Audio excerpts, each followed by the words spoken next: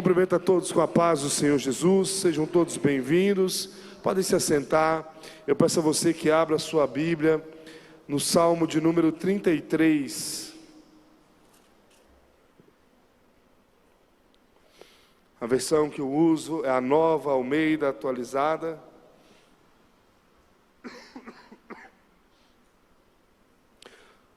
Salmo de número 33, verso 1 ao verso 22. Diz assim: exultem no Senhor, ó justos, aos que são retos fica bem louvá-lo. Louvem o Senhor com harpa, louvem-no com cânticos na lira de 10 cordas. Cantem-lhes um cântico novo, toquem com arte e com júbilo, porque a palavra do Senhor é reta e todo o seu proceder é fiel. Ele ama a justiça e o direito, a terra está cheia da bondade do Senhor. Os céus por sua palavra se fizeram, e pelo sopro de sua boca os exércitos deles. Ele ajunta um montão as águas do mar, e em um reservatório encerra os abismos. Que toda a terra tema o Senhor, que tremam todos os habitantes do mundo, pois Ele falou e tudo se fez. Ele ordenou e tudo passou a existir. O Senhor frustra os planos das nações e anula os intentos dos povos. O plano do Senhor dura para sempre, os intentos do seu coração por todas as gerações. Feliz a nação cujo Deus é o Senhor, e o povo que Ele escolheu para a sua herança. O Senhor olha dos céus e vê todos os filhos dos homens. Do lugar de sua morada, observa todos os moradores da terra. Ele que forma o coração de todos eles, que contempla todas as suas obras. Não há rei que se salve com o poder dos seus exércitos, nem por sua muita força se livra o valente. O cavalo não garante a vitória, apesar de sua grande força, a ninguém pode livrar. Eis que os olhos do Senhor estão sobre os que o temem, sobre os que esperam na sua misericórdia, para livrar a alma deles da morte e no tempo da fome conservar-lhes a vida. Nossa alma espera no Senhor, nosso auxílio e escudo. Nele o nosso coração se alegra, pois confiamos no seu nome. Seja sobre nós, Senhor, a tua misericórdia, como de ti esperamos. Amém? Amém. Obrigado quem trouxe a água. Meus irmãos, certa vez quando eu era bem criança, provavelmente com uns 4 anos de idade, nós morávamos em um lugar, num distrito chamado Distrito do Bonito, e o nome da terra onde nós morávamos era Aldeia da Pedra. Certa vez, eu me lembro que nós fomos levar um gado até um outro distrito chamado Sem Barra, e nesse dia havia ido eu e o meu pai. E quando nós entregamos esse gado na terra onde haveria de ser levado, ao voltar, nós já havíamos avistado uma grande tempestade. E nós, mesmo assim, continuamos em direção à casa onde nós morávamos. E eu me lembro que, de uma forma que marcou bastante, eu me lembro que nesse dia especial, nós passamos por uma grande tempestade. Muitos raios, trovões, uma chuva forte, e Minas é um lugar de muito morro, numa terra muitas vezes escorregadia. Naquele momento, eu, muito criança, fiquei com muito medo, e uma situação que me chamou a atenção foi, em determinado momento, meu pai já estava puxando o animal que eu estava montado, eu já montava sozinho, e de repente meu pai perguntou se eu queria ir para a garupa da onde ele estava. E ele continuou a puxar o animal que eu estava. E naquele momento que eu pude ir para junto dele, eu me senti em paz e tranquilo. Sabia que ia chegar em casa tranquilo e salvo. Sabia que por eu estar junto do meu pai, eu conseguiria chegar bem. Porque eu tinha e tenho toda a confiança do mundo no meu pai.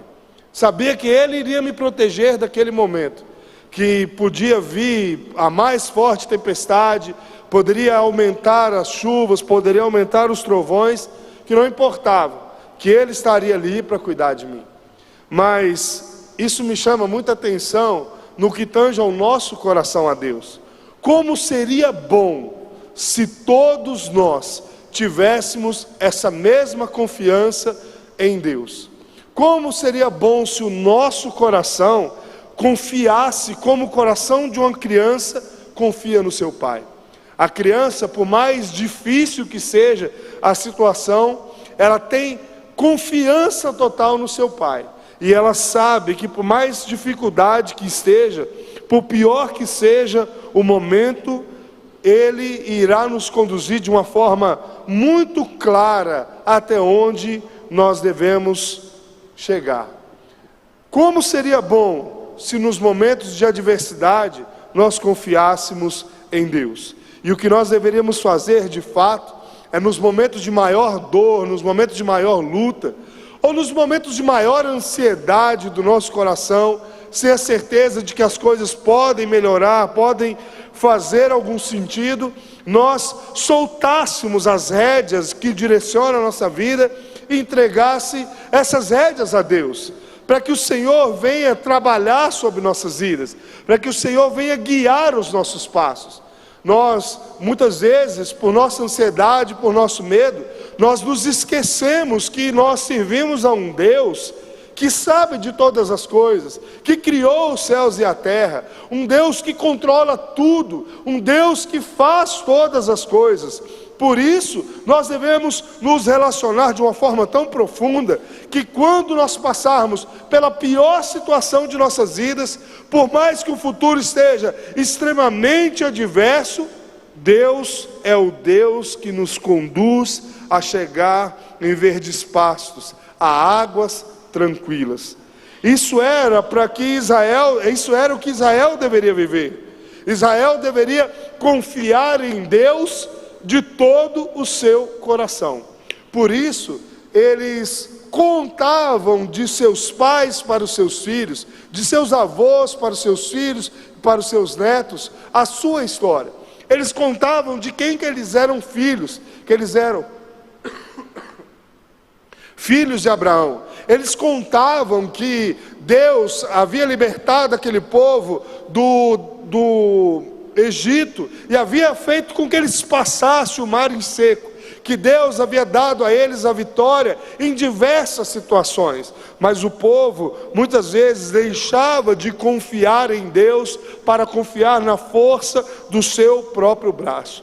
Deus mostrava o quanto era bom servir a Ele, o quanto era importante largar a nossa confiança, tirar de nossas mãos as rédeas, entregar tudo em suas mãos, para que Ele viesse a conduzir o sentido da vida, para que Ele viesse a conduzir a nossa vida nos momentos bons e nos momentos ruins. Uns acreditavam, uns confiavam e assim tinham a sua vitória em suas mãos. A palavra do Senhor nos conta que Davi, em momentos de batalha, ele consultava o Senhor se ele deveria ir ou se ele deveria permanecer, e Davi permanecia vitorioso, enquanto muitos e muitos outros reis confiavam na sua capacidade, em sua inteligência, confiavam no próprio coração, e eles eram enganados por aquilo que eles faziam, e acabavam perdendo tudo aquilo que eles tinham. Deus mostrava, uns confiavam, aqueles que confiavam viviam em retidão, esperando em Deus o socorro, pois eles sabiam que feliz é a nação, feliz é o homem cujo Deus é o Senhor. Feliz é a nação, feliz é o homem cujo Deus é o Senhor da sua vida. E nós podemos crer nisso, que a felicidade, a verdadeira felicidade não está no que o mundo oferece, mas está naqueles que possuem Deus sobre o seu coração, na nação cujo Deus é o Senhor. E isso, nós podemos crer nisso, porque a nossa vitória, aquilo que nós recebemos de Deus, glorifica a Deus. Nós sempre passaremos por dificuldades, Nós só podemos receber uma vitória se de fato nós estivermos passando por alguma coisa. Nós só podemos vencer se nós competirmos. Nós só podemos vencer se nós guerrearmos. O Tiago vai nos dizer que nos momentos de tribulação, nos momentos de dor, no momento de provação, nós devemos estar alegres, porque o Senhor está ali conosco. O próprio Jesus vai dizer que no mundo nós teremos aflições, mas nós devemos olhar para dentro de nós e termos bom ânimo, porque o Senhor já venceu por nós. O Senhor já nos trouxe aquilo que nós precisamos. O salmista, que aqui no Salmo 33 nos relata, ele vivia num contexto de guerra, e por isso ele deveria depositar a sua confiança em Deus. Independente da guerra que ele estava vivendo, ele deveria confiar e se alegrar em Deus. Ele deveria louvar ao Senhor, independente se a sua guerra era uma guerra interna, pelo medo daquilo que viria, independente se o seu medo estava em meio ao campo de batalha, com a morte muitas vezes à sua frente, independente se o medo era saber se ele iria conseguir guiar essa nação ou não, ele deveria louvar e confiar no seu Deus. Por isso, ele diz no verso 1, cantem de alegria. No verso 2, celebrem ao Senhor. E no verso 3, cantem um cântico novo. Porque independente da circunstância, a nossa boca deve entoar a Deus um cântico de louvor a Ele. Entoar um cântico de louvor a Deus não significa você negligenciar a situação que você está vivendo, mas significa você ter dentro do seu coração a convicção que mesmo que você esteja no vale da sombra da morte, ali o Senhor estará contigo. Porque nós devemos louvar a Deus? Em primeiro lugar, porque Ele é o nosso Senhor. Em segundo lugar, porque a sua palavra é verdade para as nossas vidas. O verso 4 diz assim, porque a palavra do Senhor é reta, e todo o seu proceder é fiel. Isso significa que a palavra de Deus não tem meias palavras, que a palavra de Deus, ela se cumpre, que aquilo que o Senhor disser a cada um de nós, Ele há de cumprir, que Ele é soberano, que Ele não possui mentiras, que a sua palavra ela é reta e destinada a cada um de nós. Cabe a cada um de nós, com a nossa responsabilidade humana, sabermos se nós iremos de fato viver essa palavra ou não. Nós devemos louvar a Deus porque Ele é justo, porque Ele nos faz justos por seu sangue na cruz. O verso 5 diz, Ele ama a justiça e o direito, a terra está cheia da bondade do Senhor. Romanos vai dizer que não há um justo sequer. Todos pecaram e todos carecem da glória de Deus. Diante do estado pecador do ser humano, o sangue de Jesus nos justifica.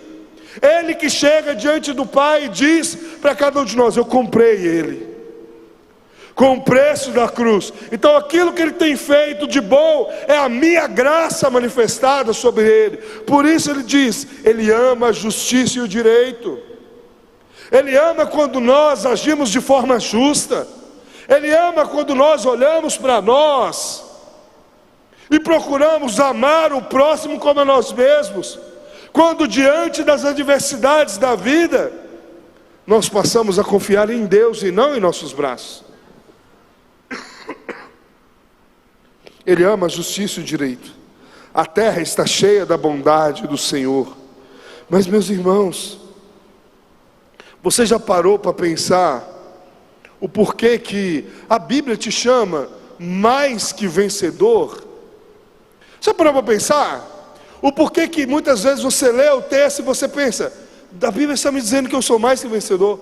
Algumas pessoas vão dizer, porque eu recebo muitas bênçãos de Deus, e não é esse o sentido. Nós somos mais que vencedor porque Jesus já brigou a briga que era nossa. Ele já pagou o preço que era para nós pagarmos. Ele já nos trouxe aquilo que nós precisávamos. Por isso nós devemos louvar ao Senhor, independente da circunstância. Aos que entendem a suficiência de Deus, que entendem que Cristo é suficiente sobre nossas vidas, de fato louvará o Senhor independente da circunstância.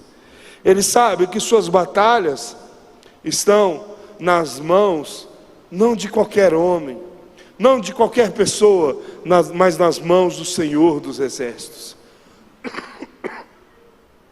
Ele sabe que em meio à guerra, em meio às adversidades, ele irá compreender que o Senhor está com ele. Por isso ele canta de alegria, por isso ele celebra o Senhor, por isso ele canta um cântico novo. Nós precisamos entender o que o Senhor tem feito por nós. Uma das coisas que eu peço a Deus, para que todas as vezes que eu tiver a oportunidade de pregar, eu consiga transmitir de uma forma que o Espírito Santo fale ao coração das pessoas, elas entenderem o tamanho do sacrifício que Jesus fez por elas. Quando entenderem de fato o que Jesus trouxe para nós, mesmo sem nós merecermos, nós iríamos glorificar ao Senhor, entendendo que não importa o tamanho da adversidade, não importa o tamanho da luta, o Senhor já venceu ela por nós, porque feliz é a nação, feliz é o homem cujo Deus é o Senhor de suas vidas. E nós podemos crer nisso, meus irmãos, porque nós temos inúmeros motivos para viver e acreditar nessa verdade. Que nós seremos muito felizes quando Deus for o Senhor de nossas vidas. Que a nossa nação será muito mais feliz quando Deus for o Senhor dessa nação. A Bíblia, ela é escrita, ela é a voz de Deus de Gênesis a Apocalipse. Você pode acreditar nela ou não, é o seu direito. Isso se chama seu direito. Você pode acreditar nela quando você quiser ou quando não quiser, mas ela é verdade. Ela é verdade absoluta para as nossas vidas. Cabe a você acreditar nela ou não. E ela nos diz que o Senhor tem o controle de tudo. O salmista nos retrata isso de uma forma muito clara. Ele diz no verso de número 6: os céus por sua palavra se fizeram, e pelo sopro de sua boca os exércitos dele.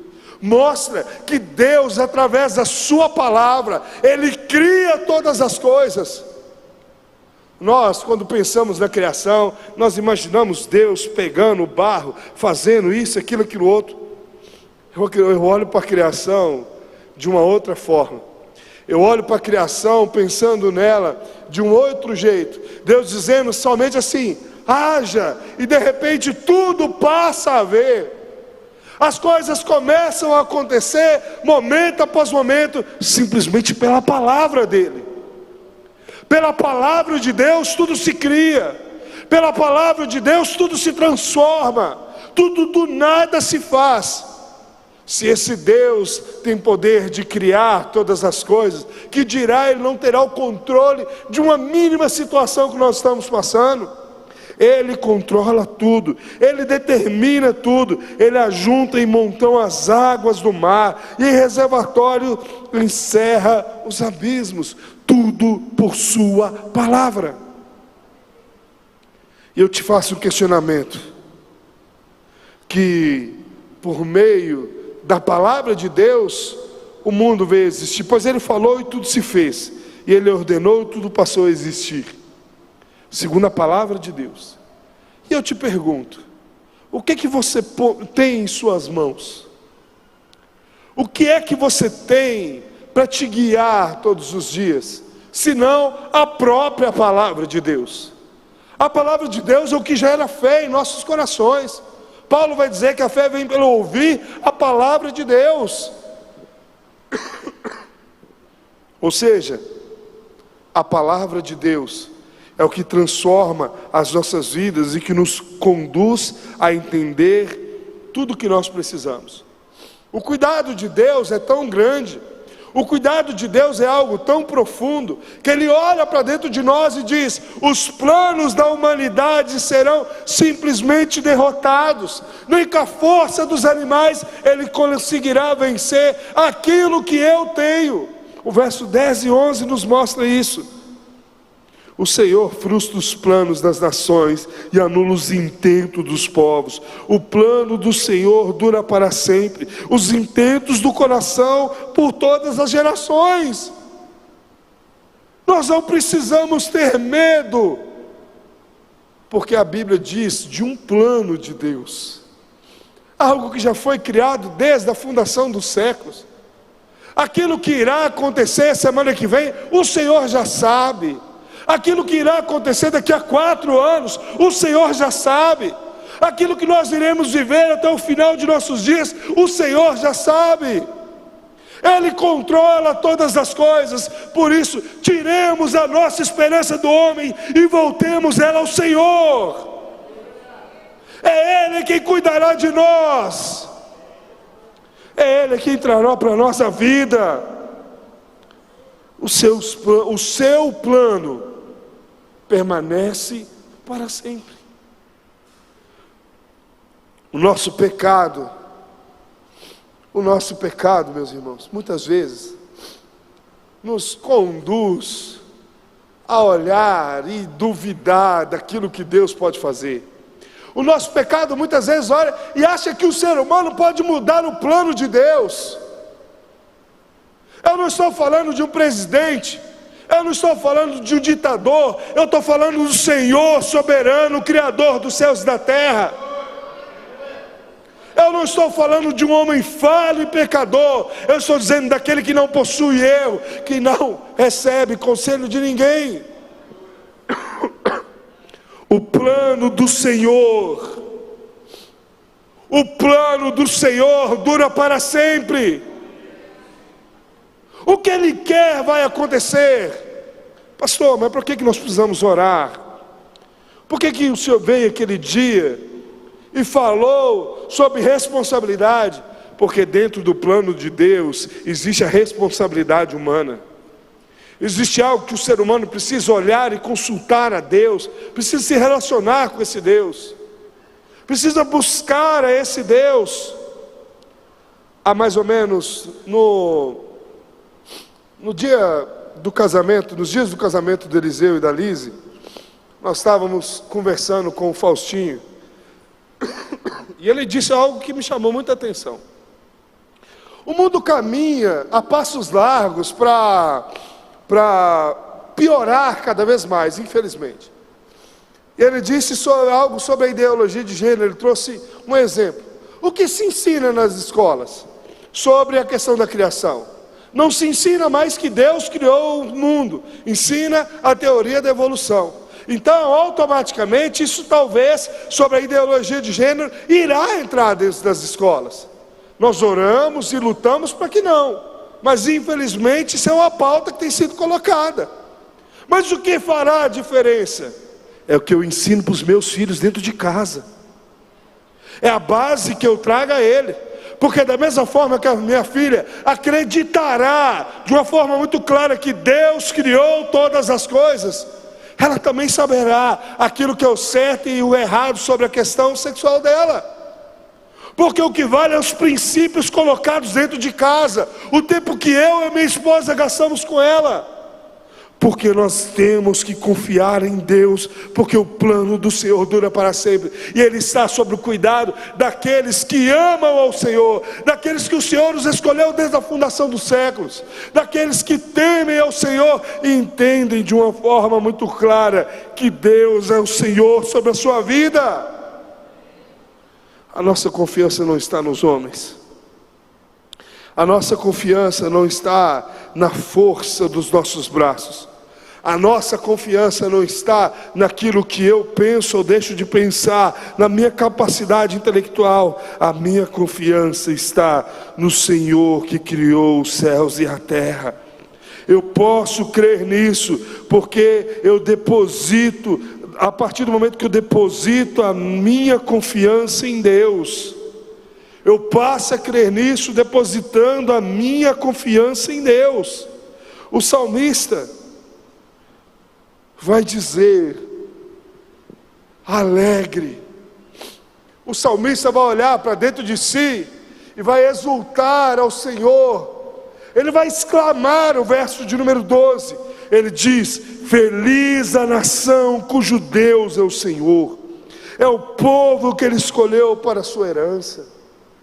Ele não diz nada mais, nada menos do que algo que ele estava sentindo.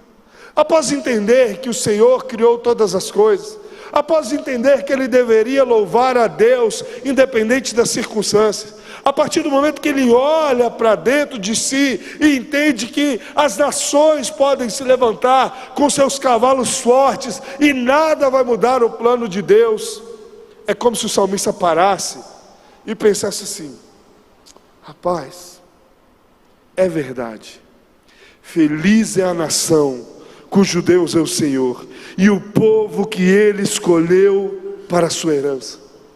É como se o salmista olhasse para trás e lembrasse da forte mão de Deus, livrando o seu povo do exército de Faraó. Era como se ele lembrasse de cada batalha vencida, onde Deus por muitas vezes confundia o povo. É como se ele lembrasse de Gideão e seus 300 que separados vão ao campo de batalha, mas não precisam lutar as suas guerras, porque já eram mais que vencedores. É como se eu e você olhássemos para a diversidade que nós passamos, para os problemas que nós vivemos, e passássemos a entender: eu sou povo escolhido de Deus, eu recebo a herança do Senhor, porque eu sou um homem de Deus, porque Deus é o meu Senhor, e eu preciso pregar o Evangelho, anunciar o Evangelho, para que o Senhor seja o Senhor da nossa nação. Feliz é a nação cujo Deus é o Senhor. O Senhor olha do céu, contempla os filhos do homem. O verso 13 a 15 diz assim: o Senhor olha do céu e vê todos os filhos do homem, do lugar de sua morada observa todos os moradores da terra. Ele quem forma o coração de todos eles, que contempla todas as suas obras. Ele que cria todas as coisas, meus irmãos. Ele que faz todas as coisas, até mesmo os momentos de dificuldade, os momentos de luta, são motivos para que nós possamos perseverar. Tiago vai dizer que a provação, a luta, nós devemos nos alegrar, porque essa provação gera em nossos corações perseverança. Observe se não é nos piores momentos que você dobra os seus joelhos mais vezes, que você busca a Deus mais vezes, que você jejua, que você ora, que você participa mais da leitura da sua palavra, que você procura buscar a voz de Deus, porque nós entendemos que todos os pontos de nossa vida não está no controle de nossas mãos, mas está no controle das mãos de um Deus que criou os céus da terra. Nada pode contra esse Deus. Nada pode contra esse Deus. Não há rei que se salve com o poder dos seus exércitos, nem por sua muita força se livra o valente. O cavalo não garante a vitória, apesar de sua grande força, a ninguém pode livrar. Sabe o que Deus está nos dizendo? Ele está dizendo que o plano do Senhor dura para sempre. Ele está dizendo que a sua vontade será executada, porque Ele é soberano. Ele está nos dizendo que aquilo que Ele quer, Ele irá cumprir sobre a minha e sua vida. Apenas nós precisamos continuar vivendo e confiando nesse Deus tão maravilhoso. O Senhor cuida do seu povo. O verso 18 diz assim: eis que os olhos do Senhor estão sobre os que o temem, sobre os que esperam na sua misericórdia. E o que o próprio salmista diz? Que as suas misericórdias se renovam a cada manhã. As misericórdias de Deus duram para sempre. Nós precisamos simplesmente confiar no Senhor, independente da situação, porque o Senhor estará cuidando de nós. O Senhor trará para as nossas vidas aquilo que nós precisamos, aquilo que nós necessitamos. Por isso, a nossa oração deve ser: seja sobre nós, Senhor, a tua misericórdia, como de ti esperamos.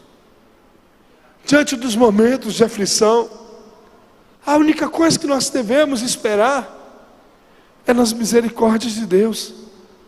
Porque Ele cuida de nós, porque Ele é quem zela por nós, é Ele quem traz para as nossas vidas aquilo que nós precisamos.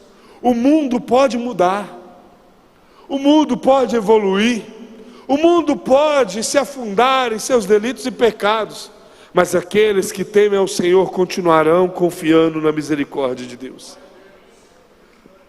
A palavra do Senhor nos diz que quando o povo estava no Egito, eles viviam em meio à profunda idolatria.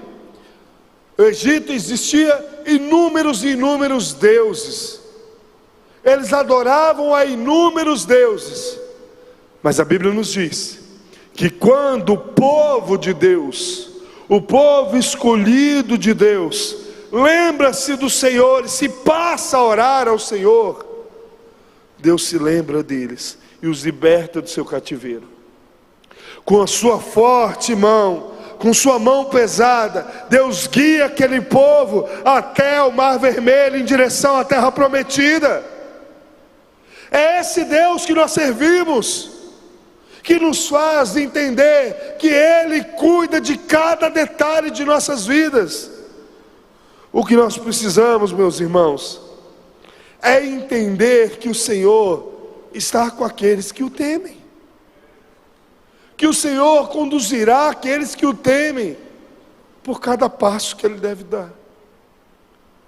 Mas temer a Deus não é simplesmente olhar para dentro de nós e acharmos que nós podemos viver de qualquer jeito. Temer a Deus, em primeiro lugar, é viver uma vida de santidade, é olhar para dentro de si e buscar todos os dias, através da palavra, perguntar o que Deus está querendo que eu mudo, o que eu tenho feito de errado que tem desagradado a Deus. Eu preciso buscar a santidade de Deus através da palavra.